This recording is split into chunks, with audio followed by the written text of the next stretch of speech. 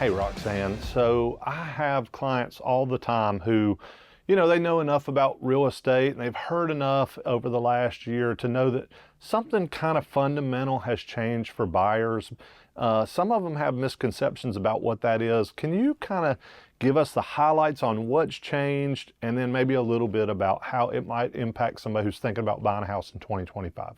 Okay, yeah, so beginning August the 17th, a real estate agent can no longer show a home to a buyer without having a written agreement in place that explains how that buyer's agent would get paid if the buyer proceeds with a purchase for that home or for a selection of homes that they may be shopping. They may do something as simple as sign a transaction agreement that says if the buyer buys this home, then the buyer's agent would be due X amount of real estate commission, or they may sign an exclusive buyer agency with them that says that your buyer's agent's going to help you shop in this certain area, and if you buy a home with them, this is what they would get paid. So we have to outline for people how we're going to get paid, and then really there's three ways, and they haven't really changed. They're just going to be a little more clear and a little more in writing. The first way is that a buyer could pay their buyer's agent out of pocket.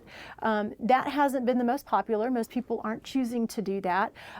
Really what happens is it gets negotiated into the sales price, and it may be that the seller is offering to pay a buyer's agent out of the asking price, out of the proceeds, or if they're not, a buyer can negotiate to have it paid out of the agreed upon sales price. And so really just three ways that a buyer agent can get paid, really no different than it's always been. It's just the main thing is that now before a buyer agent can show a home to a buyer, we've got to have all of that clear and in writing for them. So this is really more about the clarity of how a buyer's agent's being paid than necessarily changing the way they get paid or putting more expense into the buyer's camp per se. That is true. Yes, not much has changed. But I do think that the misconception that a lot of buyers have is that now it's too expensive or they can't afford to have a buyer's agent, and so they're just